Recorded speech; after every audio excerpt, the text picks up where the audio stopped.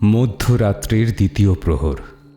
প্রায় ২৪ বছরের যুবক তান্ত্রিক শিবাজি ভাবে পরিত্যক্ত প্রভাকর নিবাসের দিকে তাকিয়েছিল। শীত তখন চলে গেছে। এই শূন্য বাড়িটিতে প্রায় কারোরই আসা যাওয়া ছিল না। এক অদ্ভুত অমঙ্গলকারী শূন্যতা যেন বিরাজ করছিল সেখানে। শিবাজি ভাবে কিছুক্ষণ ধরে ওই বাড়িটির দিকে তাকিয়ে থাকল। তারপরে সে নিজের হাত মুঠি করতে করতে যেন নিজেকেই বলল, আমি আজ ওই অভিশপ্ত বাড়ির প্রেতাত্মাকে মুক্ত করেই ছাড়ব, এই আমি শপথ করলাম। এই কথা বলে শিবাজি প্রভাকর নিবাসের দিকে মন্ত্র জপ করতে করতে এগোতে থাকল।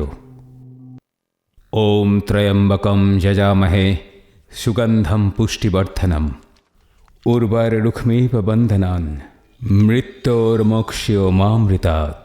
বাড়ির মুখ্য দরজায় আগুন জ্বলছিল যাতে কমলা বাইরে বেরোতে না পারে। শিবাজি সেই আগুন নিভিয়ে বাড়ির ভেতরে প্রবেশ করল।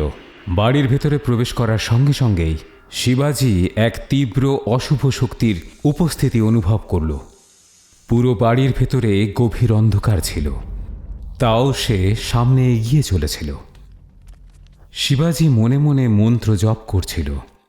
ওই ভয়ঙ্কর বাড়িটার ভেতরে শিবাজি কমলার পায়ের নূপুর এবং হাসির শব্দ শুনতে পাচ্ছিল।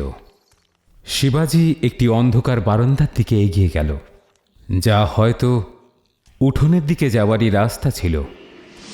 উঠোনে কোনো ধরনের আলোই দেখা যাচ্ছিল না। বারান্দা দিয়ে এগোতে এগোতে শিবাজির মনে হলো অন্য দিক থেকে কেউ যেন ওর দিকে এগিয়ে আসছে। নূপুরের শব্দ শুনেই শিবাজি বুঝতে পারল যে এই কমলার নূপুরেরই শব্দ। যতক্ষণে ও পেছনে গিয়ে কোথাও লুকোনোর জায়গা খুঁজে পেত, ততক্ষণে কমলা বারান্দার মুখে পৌঁছে গেছিল। ওহ, কি ভয়ঙ্কর দেখতে লাগছিল ওকে! আলুথালুভাবে পরা শাড়ি, সিঁথিতে ছড়ানো সিঁদুর, উস্কো খুস্কো চুল, আর সবকিছু মিলিয়ে এক ভয়ঙ্কর বিকৃত মুখ। তারপর সে হাসতে হাসতে বলল,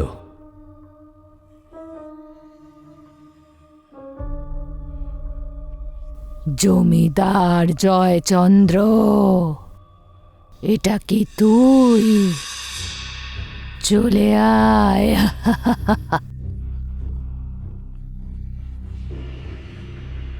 কত বছর কেটে গেছে, মানুষের মাংস খাইনি। চলে আয়, চলে আয়, আমার খিদে মেটা। শিবাজির হৃৎপিণ্ড সাধারণের থেকে অনেক দ্রুত কম্পিত হচ্ছিল। সে ভয় পেয়ে এদিক ওদিকে তাকালো। তখন সে একটা বন্ধ দরজা দেখতে পেল। সে দৌড়ে ওই দরজা ঠেলে ঘরের ভেতরে ঢুকল। ঘর সম্পূর্ণ খালি ছিল।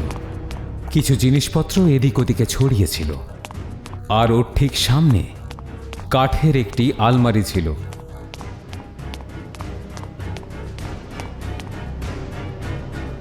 অত্যন্ত ভয় পেয়ে আলমারির দরজার একটা ফুটো দিয়ে বাইরের দিকে দেখছিল।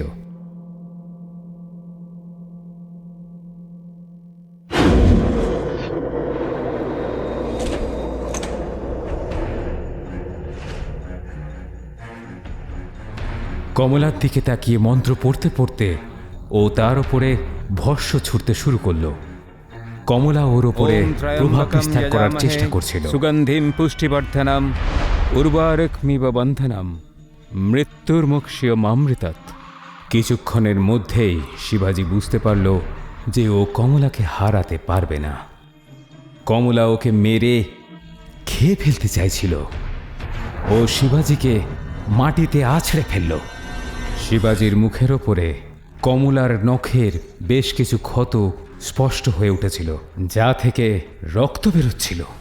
শেষ পর্যন্ত আর কোনো রাস্তা না পেয়ে শিবাজি মন্ত্র পড়তে পড়তে বেশ অনেকটা পরিমাণ ভস্ম কমলার চোখ লক্ষ্য করে ছুঁড়ে মারল আর বাইরের দিকে দৌড়ল। বাইরে বেরিয়েই শিবাজি ওই বাড়ির দরজা ভালো করে বন্ধ করে দিল। আর তারপর ওখান থেকে দৌড়তে দৌড়তে অন্ধকারের মধ্যে অদৃশ্য হয়ে গেল। রাত্রির তৃতীয় প্রহর। মা গঙ্গার তীরের একটি নির্জন শ্মশান ঘাট, যেখানে জ্বলন্ত চিতার সামনে এক তান্ত্রিক চোখ বন্ধ করে সাধনায় মগ্ন ছিলেন। তার সামনে শিবাজি ভাবে আহত অবস্থায় বসেছিল। তারপর শিবাজি ওই তান্ত্রিককে বলল, গুরুদেব, কিছু তো বলুন। এই নিয়ে তৃতীয়বার। যতবারই আমি কমলার প্রেতাত্মার কাছে গেছি আমি হেরে গেছি।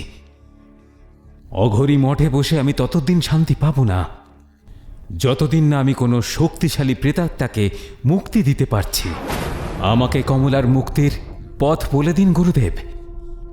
ওই তান্ত্রিক নিজের চোখ খুললেন আর বললেন, যে কোনো প্রেতাত্মার সঙ্গে লড়াই করার জন্য সবার আগে তার বিষয়ে সমস্ত কিছু জানা অত্যন্ত আবশ্যক। সেই জ্ঞান ছাড়া কমলাকে হারাতে পারা অসম্ভব। তারপর শিবাজিকে গুরুদেব কমলার ইতিহাস বলতে শুরু করলেন। এই কাহিনী হল 1945 সালের।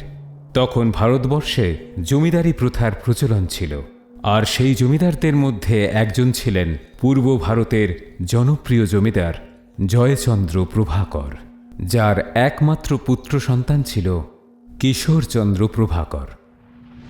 জয়চন্দ্র নিজের পুত্রের বিবাহ কোনো এক ভালো পরিবারে করাতে চেয়েছিলেন, কিন্তু তার প্রাসাদে থাকা এক দাসী কমলার প্রেম ভালোবাসা কিশোরের সঙ্গে চলছিল। কমলা খুবই সুন্দরী ছিল। দুজনে প্রায়ই গোপনে দেখা করত। এইভাবেই দিন কাটতে লাগলো। কিন্তু একদিন এই কথা জমিদার জয়চন্দ্র জানতে পারলেন। ক্রোধে অন্ধ হয়ে জয়চন্দ্র কমলাকে মৃত্যুদণ্ড দেওয়ার আদেশ দিলেন। কমলাকে শেকলে বেঁধে দরবারে পেশ করা হলো। কমলার অন্তিম ইচ্ছা ছিল যেন তাকে বিয়ের পরেই মৃত্যুদণ্ড দেওয়া হয়। জয়চন্দ্র কমলার শেষ ইচ্ছা পূরণ করেছিলেন, আর পূর্ণ রাজসভার মাঝে তাকে বিবাহিত নারীর সাজে মৃত্যুদণ্ডে দণ্ডিত করলেন। কিশোরচন্দ্র চুপচাপ এই দৃশ্য দেখছিল। কমলা যখন মরেছিল সেই সময় সে গর্ভবতী ছিল, কিন্তু মৃত্যুর সময় কমলা কথা দিয়েছিল জয়চন্দ্রকে যে সে আবার ফিরে আসবে। সময় কাটতে লাগল। কিশোরচন্দ্রের বিবাহ সরস্বতীর সঙ্গে হল, কিন্তু যেমনটা কমলা বলেছিল যে ও ফিরে আসবে, সেই কথা সত্য প্রমাণিত হতে শুরু করল। সরস্বতী প্রায়ই অসুস্থ থাকত। আস্তে আস্তে ওর ভর হতে শুরু করল, আর শেষ পর্যন্ত কমলা সরস্বতীর শরীরের ওপর কবজা করে ফেলল। জয়চন্দ্র অনেকজন সিদ্ধতান্ত্রিকের সাহায্য নিলেন, কিন্তু তাদের মধ্যে কেউই কমলার মতো জেদি আত্মাকে সরস্বতীর শরীর থেকে বের করতে পারলেন না। আর তারপর একদিন যে জিনিসের ভয় ছিল সেটাই হলো। কমলা সবার প্রথমে নিজের স্বামী কিশোরচন্দ্র, তারপর এক এক করে পরিবারের সমস্ত সদস্যকেই মেরে ফেলল, আর তাদের মাংস খেয়ে নিজের খিদে মেটালো। সেদিন থেকেই ওই বাড়ি অভিশপ্ত হয়ে পড়ে আছে। ও ওই বাড়িটা থেকে বাইরেও বেরোতে পারে না, আর কাউকে ওই বাড়িতে থাকতেও দেয় না। শিবাজি তান্ত্রিকের কাছে কমলার পুরো কাহিনী শোনার পরে বলল, কিন্তু গুরুদেব, কমলাকে ওই বাড়ি থেকে মুক্তি দেওয়ার কোনো না কোনো উপায় তো থাকবেই। পথ আছে।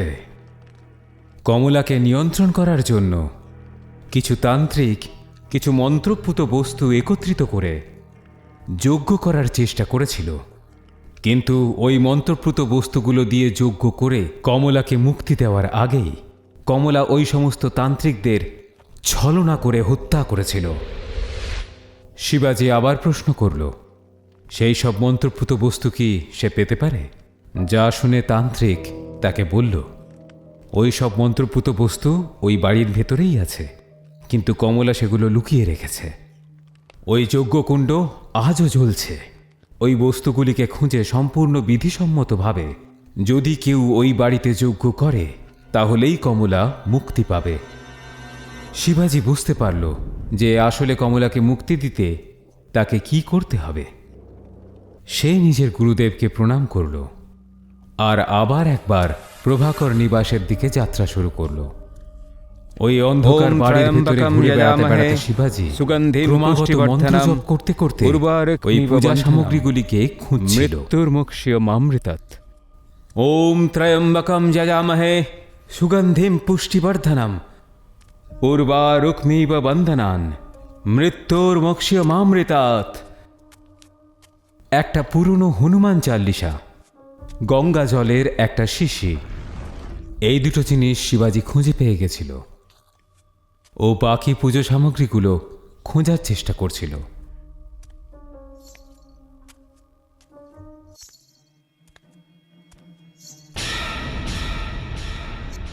কমলা ঠিক ওর কিছু দূরেই দাঁড়িয়েছিল। শিবাজি ওখান থেকে দৌড়ে পালানোর আগেই একটা চেয়ার ওর দিকে হাওয়াতে উড়ে এলো আর শিবাজির সঙ্গে লাগলো তার প্রচণ্ড ধাক্কা। শিবাজি মাটিতে পড়ে গেল, মারাত্মকভাবে আহত হলো। শিবাজি ওখান থেকে পালিয়ে একটা ঘরের মধ্যে লুকিয়ে পড়ল, কিন্তু কমলা ক্রমাগত ওর পিছু ধাওয়া করেই যাচ্ছিল। শেষ পর্যন্ত শিবাজি পুজোর সমস্ত সামগ্রী একত্রিত করতে পারল।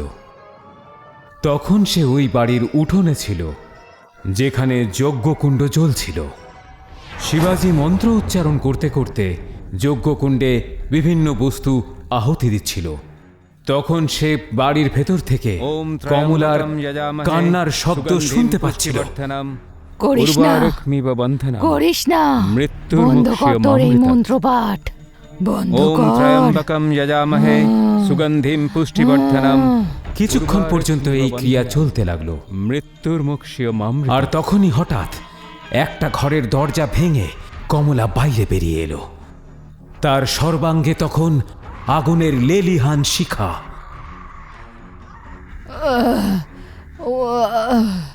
এখন এখন তো তুই আমাকে মুক্তি দিচ্ছিস, কিন্তু কিন্তু আমি আবার ফিরব, আমি ফিরে আসব, কমলা ফিরে আসবে।